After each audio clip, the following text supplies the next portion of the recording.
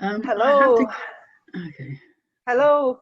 We're here with Gönül, and she's been kind enough to give us as a present some of her time and her wisdom. We've been talking about, and her life has been so interesting. Oh my God. At least from a 3D point of view. She's been in places where no other person had been, at least females. She's going to tell us a little bit about that. And overall, the reason why she's here today and she's accessed to give us her time and wisdom is because of the lessons that she's learned and how empowered she is now. Thank you very much, Gönül. How empowered she is now because she's seen what's important. And from her experience, she wants to share this with others so that we can save time and we can know what's important, to tell the important things from the not so important things when it comes to living a full life. Yes, Gönül, would you like to introduce yourself a little bit and give us wisdom? Greetings, everyone.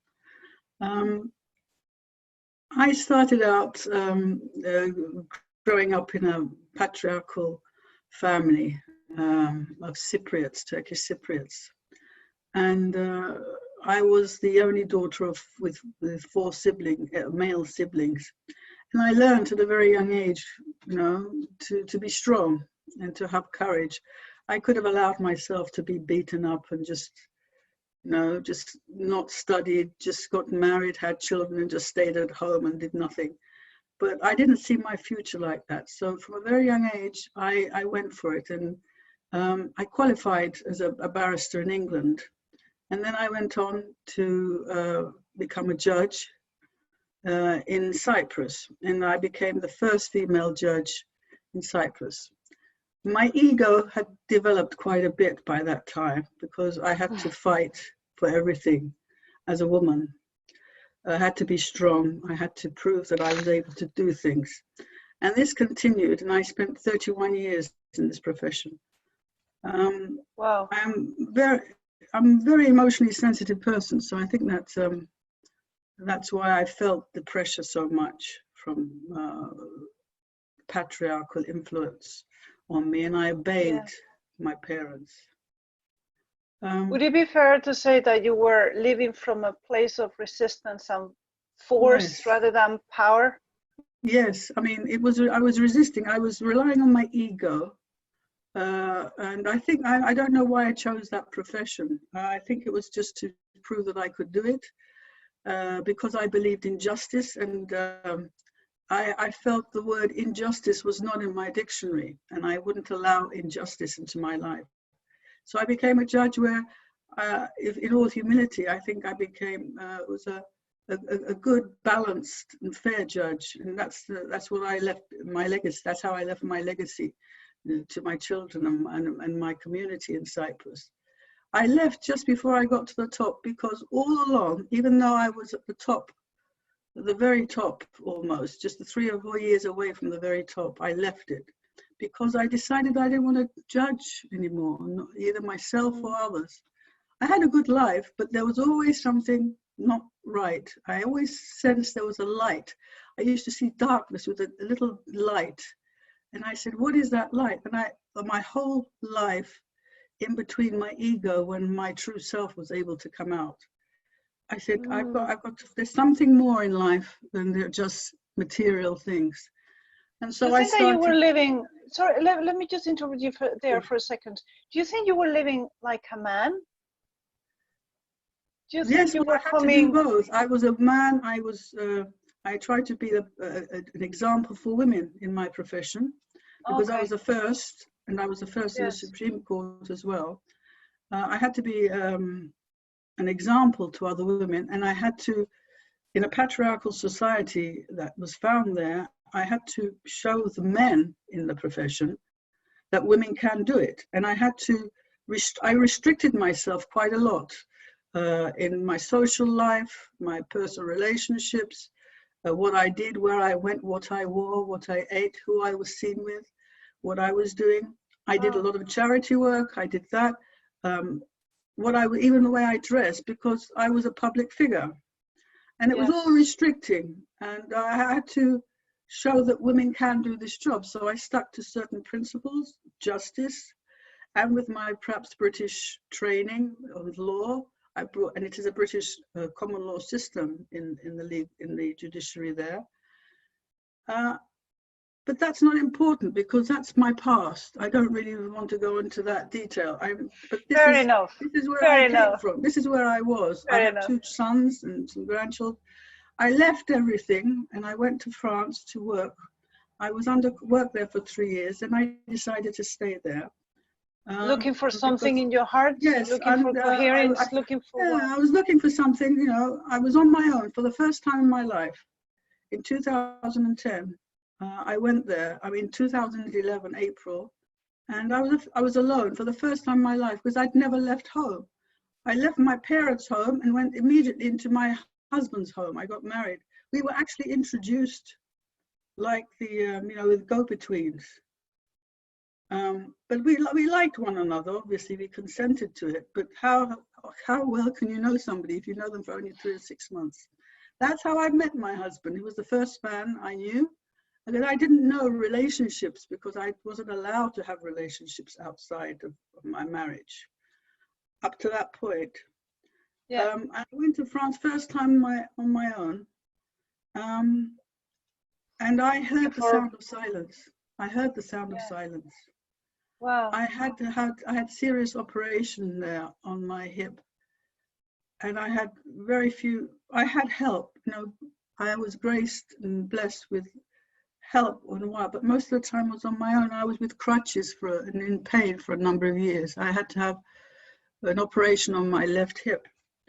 And that was when I started, I don't want to go into the details of what it was, but that's when I decided to trust in God. I knew that God was keeping me alive. And that's when my trust and my turning towards God. I was doing a lot of self-healing work, spiritual work. I discovered Dr. Joe Dispenza along the way. After I studied Sufism, Taoism, the Dalai Lama, Eckhart Tolle, and everything. But I found that Dr. Joe Dispenza's practical application and the sound of his voice and the way he was able to make it sound so easy, I needed somebody to help me in that way. And so I started meditating, and then I went to a year later, I said, I need some help. So I went to one of his progressives. And from then it's just continued. It has been a slow process for me. During this time, as I was finding out about myself, I went through the dark night of the soul many times. My family couldn't understand why I didn't want to go back to Cyprus. I preferred the silence, but sometimes I felt I was almost losing my mind because I was on my own in a country, with a language I didn't know, hardly knew, in a profession, in work, with a place or the system which I didn't know, on my own, and there. And so what do you do when there's no one around? You find the strength inside you. So, and it was challenging trying to find that strength because as I found out about myself, I knew about myself so well, you know, my selfishness, my ego, my fears, my mistakes, not mistakes, my choices. There are no mistakes, there are only choices. And I used to put my hands to my head. I said, is this the kind of person that I was? And so slowly, crying on my own, I had a guru friend who would ring me for the first 3 years. She rang me every day on Skype. And she guided me first through the complicated stuff that was inside me, the subconscious parts of me that I didn't know, because she could see the subconscious motivations. And I had to make them conscious. And that's what I worked on all these years.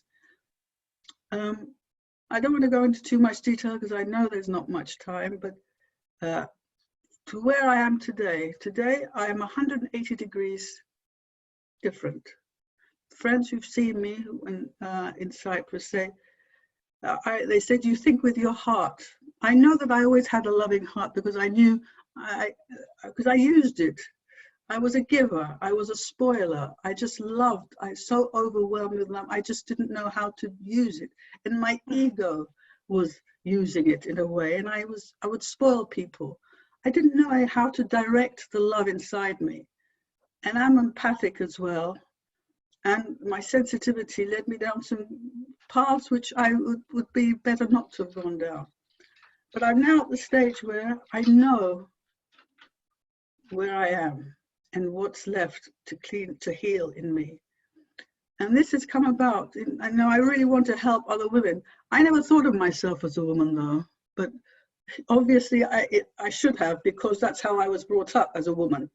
But I didn't accept, I didn't allow anybody to affect me. I was a bit of a radical, I would call myself unique in the fact that I would not conform. Internally, I didn't want to conform to what was expected of me. And I had my sports, I had my charity work, I had my profession. I was, the top job. I mean, I had everything. I didn't have to do anything. It was a perfect life.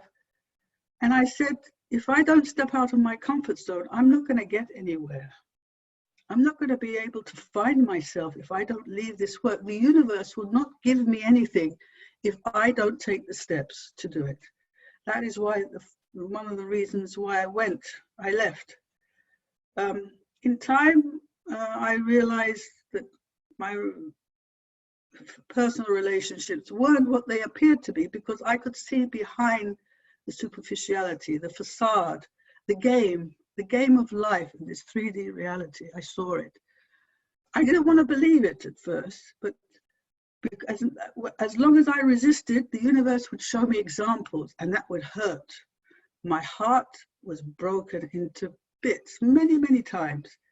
And I said, I'm a sort of person who has to learn through pain. And that's how you learn.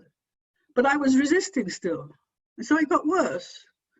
And I just, trial and error, that's what it was, 2 steps, 1 step forward, 2 steps back. That's how I keep going. Even today, it is still a challenge to keep outside of your comfort zone, because as long as you're outside of your comfort zone, you have to change. You cannot stay the same. It's not possible.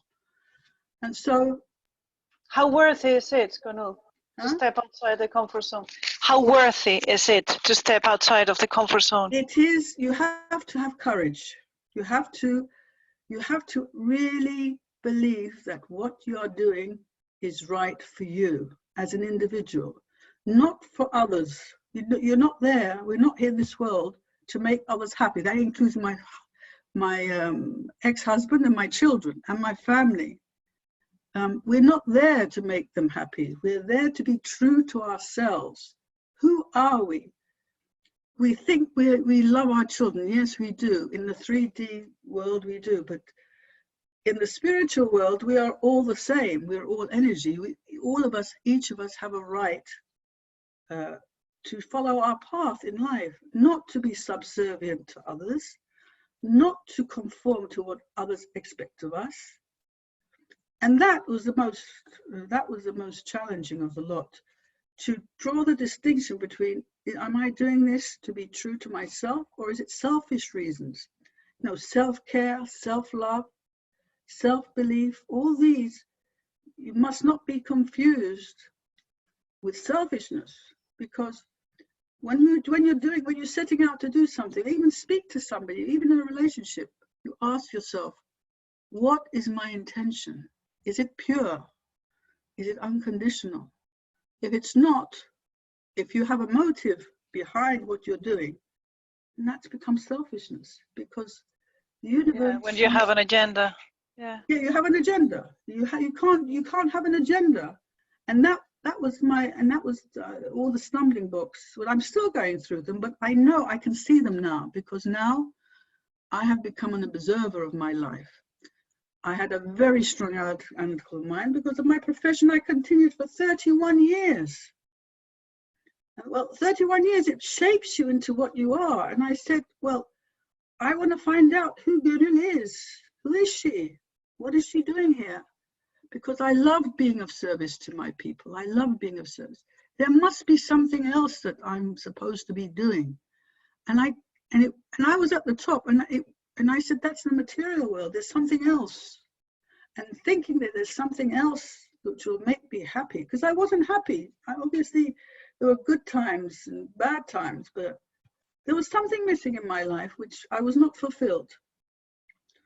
So in France, in that silence, in that aloneness, I'm not going to say loneliness, it was sometimes lonely, but I call it aloneness. We are all alone. We all go this path on our own. I found the courage, which I'd always have. It was an innate skill. You have to know yourself very well, your good points. You have to write them down. These are my attributes. These are my weaknesses. These are my faults, you know, and you have to work on each and every one of them, one by one. Yeah. To take advantage of yes, what we have and to just acknowledge what we don't have. Yeah. So what I do now is I use my innate skills, like I have tenacity, commitment to do what I want to do in my life. I trust myself and I listen to others, but in the end, I decide whether it is right for me. I'm not saying I always take the right choice, but I decide what to do. And if it's wrong, I go back and I start again. How many times have I started again? I can't tell you. I said, okay, mistake, okay, wrong choice. This is just a funny way of looking at it. It doesn't matter because my ego was loving to take over. It still does occasionally, but it's softened now. Okay, wrong choice. Tomorrow is another day. Tomorrow, this is what I'm going to do. You may not, you can, but I stuck to my decision. I want to change. I want to change my energy because, as Dr. Joe Dispenza says, and I trust in his thing because I see what I get back when I am on my true path. In order to change your life, you have to change your energy. And that energy is so ingrained, and it's not as easy as it sounds. But the most important thing here is you really have to have an intention to change. And if you find that you can't do it despite the intention, you have to say, what am I resisting? What am I addicted to? I, for instance, am addicted to my family, but I'm on my own. So how do I deal with that? I am. I love sharing. I love being with my family, and I'm not.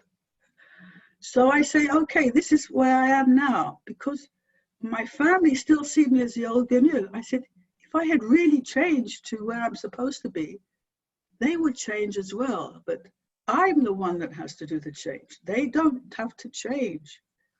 As soon as my energy changes, what I want will come to me anyway, and I believe that. So that's my only compass is to see what's happening outside of me as I progress along my path.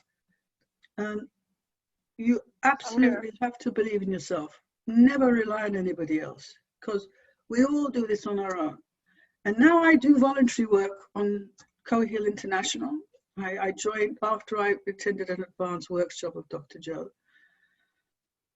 I do voluntary work. I do some healings, on remote healings as well.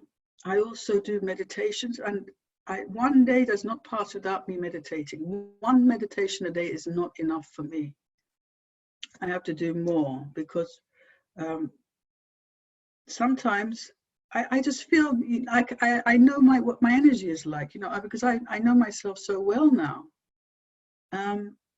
It's beautiful though, being in a place of being empowered, as you say. It's an empowering feeling, knowing all your weaknesses, knowing your strengths, and going on regardless, and seeing. And I've learned that the best thing in life, if you don't want, and you have to cut out drama. I was a drama queen. I was a drama queen. Oh, I was such a drama queen with my children and everything. So yeah, you just cut out the drama. And how you cut out the drama? You don't participate in it. You become the observer. Exactly. Because if we talk about it, if we bring it up, It's like we are still there, Yes, reliving the same freaking thing over and over. yeah. What is the point? None. As you said, if we are investing our energy in the past and the drama, we cannot think about the present and the future. Yeah. We cannot create a better future if we're thinking about the past, because we're there. Any slight little bit of doubt, which is another of my things I'm working on.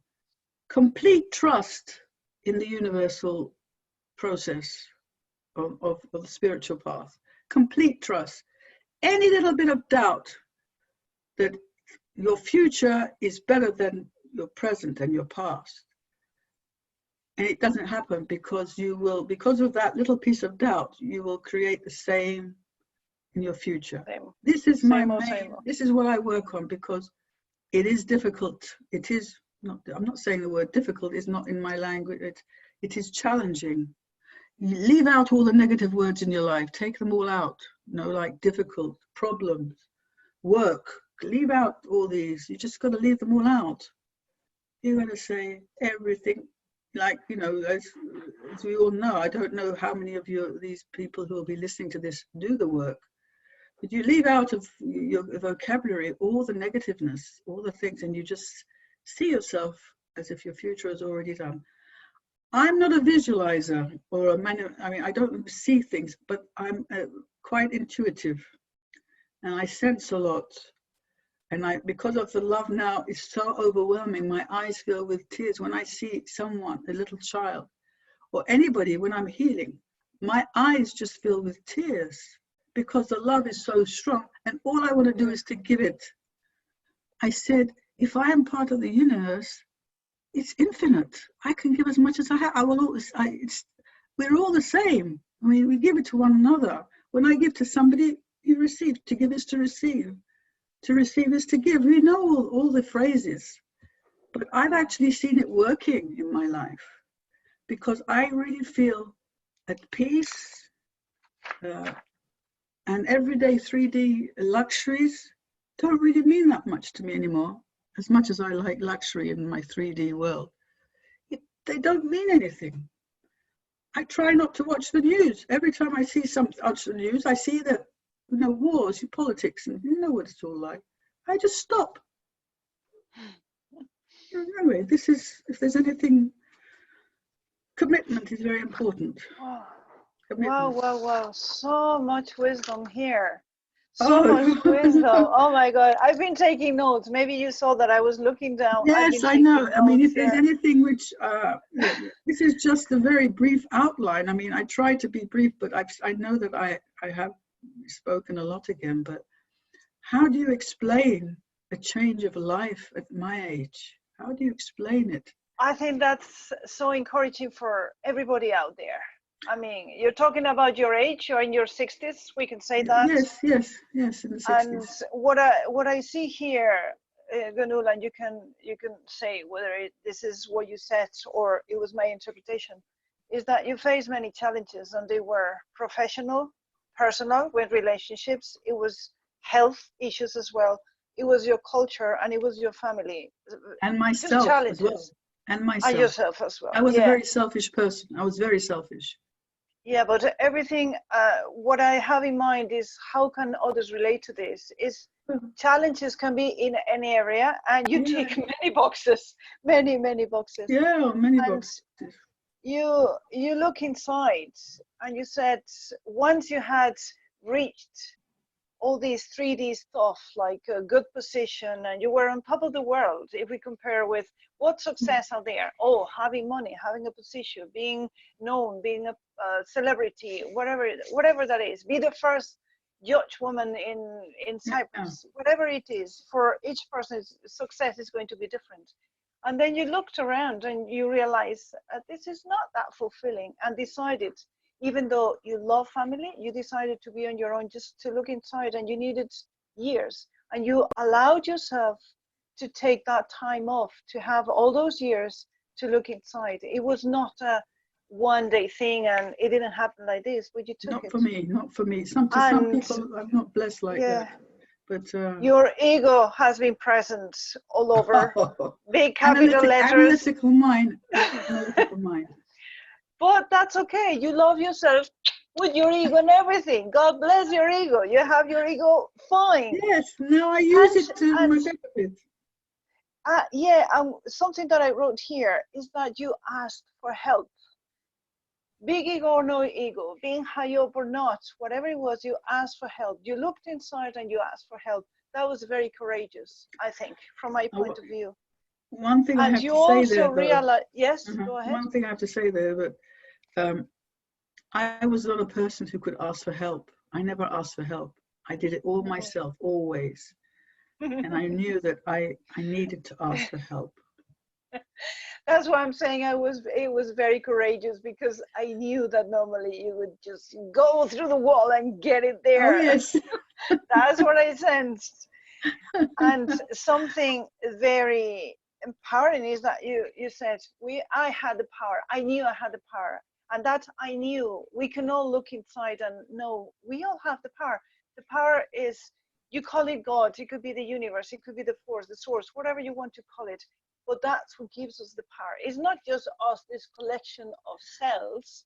Yeah. Is that power is us connecting into the power. That's what gives us. It's like, I have a computer here.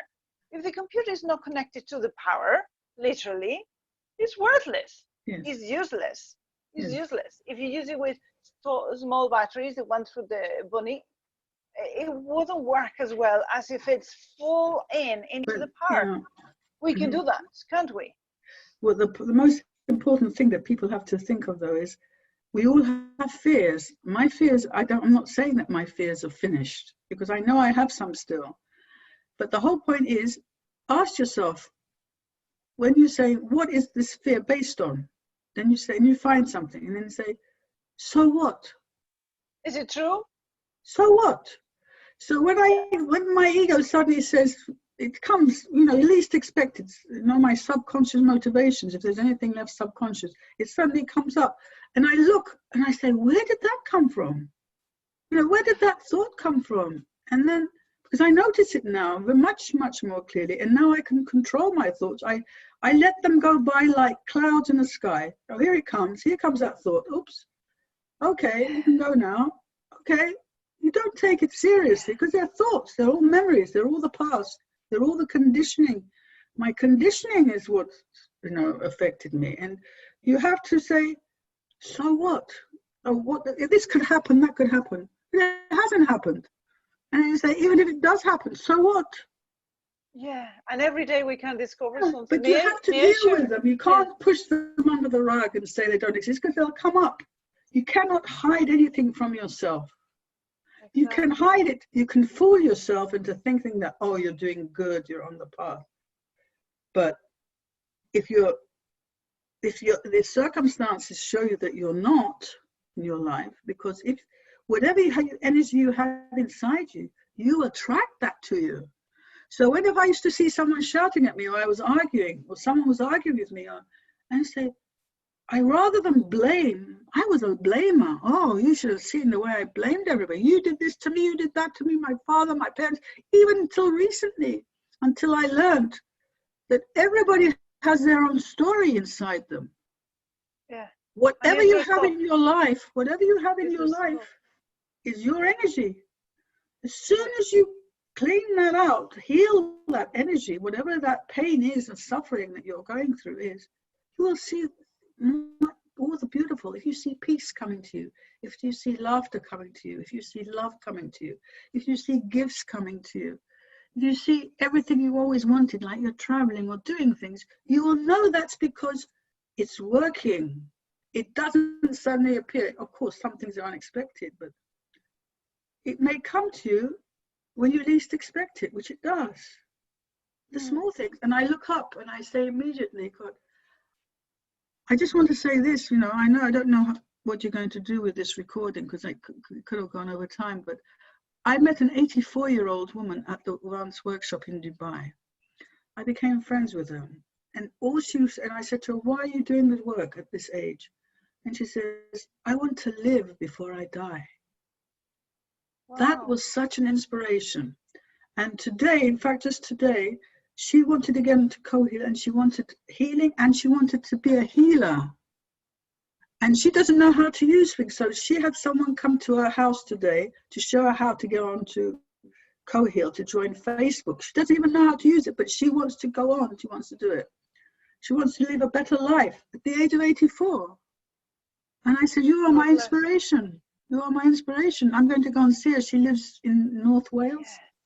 And I said, no, and such a beautiful personality, so much, full of life at the age of 84.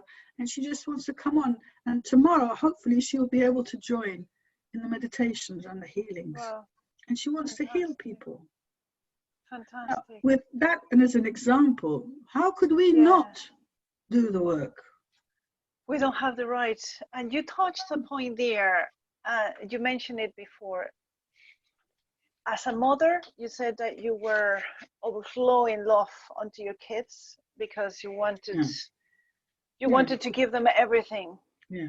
However, that maybe didn't play out the way you wanted it because it was a bit overwhelming. And hold on that thought, please. Yeah. And you were saying now that this lady at 84, she was such an inspiration for you because she's living fully and she's making the most of her life. And the most of her life, she's doing it by helping others. So I wonder, do you agree with this? I wonder that can we be more helpful for the development of our children if we become the best version of ourselves, rather than if we focus on them and give them tons of love? What do you think? I agree with you there, because the one thing that was showing me that I was not yet changed was my reaction from my children to my behavior. And I realized it was the pain I was going through with interaction with them that showed me that I was not yet there. But I believe that they will come to understand me because I will change. I'm going to, when I get there, when I've already sensed that it's coming about, because I'm keeping silent at the moment. I'm keeping away from drama in my family, because they always say, if you want to find out how enlightened you are, go and spend 1 week with your family. If you think you are enlightened, go and spend 1 week with your family. Then you will see whether you can actually apply what you feel, you think you know. If you can't apply it, that means you haven't changed. So at the moment, I'm in my incubation at the moment, with as far as my family relations are concerned, but they have improved because I'm in touch with them in a different kind of way. Which tells me, Gönül, that you are just on top of it all the time. Oh, Never yes. give up, Oh, yes, always improve, yes. Always improve. You have to change, you have to change your perspective about your life. It's not like we get there. It's this work, this journey is forever in this life, and maybe we carry it to the next one. I may be an extreme, I'm not expecting everybody to be like me. I could be an extreme. I may not be, I may be, but it is possible. If I can do it, someone like me can do it. Coming from my background, and coming from my background, and my resistance, and overcoming that resistance and letting go and surrendering. All I want to do is to surrender to it. When I meditate, I just say, if I feel resistance, I just say, I'm letting go, I surrender. As soon as I say that, my energy changes. Even as I'm talking to you now, saying the word, I surrender, I can feel the love going through my body now. It's beautiful. That's very powerful. Well, thank you so much. Thank you so much. Oh my God. Can you hear the noise there? What is that? It's hailstorm. Oh yes, I've had plenty of it for the last 3 days. I have only gone out once. Oh my God, I think that's heavens above saying, ladies, you've done an excellent job. You can cut it now. So thank you. I do hope it's of benefit to your listeners and to your viewers. And, it is. It is. Certainly it is. Thank you so much. If anybody needs any help or whatever, first thing to do is to look inside yourself. Close your eyes and just see your heart and feel your heart, and just ask yourself, what is the next right step for me to take? Exactly. Any time in life, any moment, any time, the power is there within us. Yes, Thank you so yes. much. Thank you, Anna. I'm so Thank you for giving me the opportunity to be of service. Thank you. I'm privileged and honoured to be here. Thank you very much. Thank you so much, Gönül. Thank Bye. you.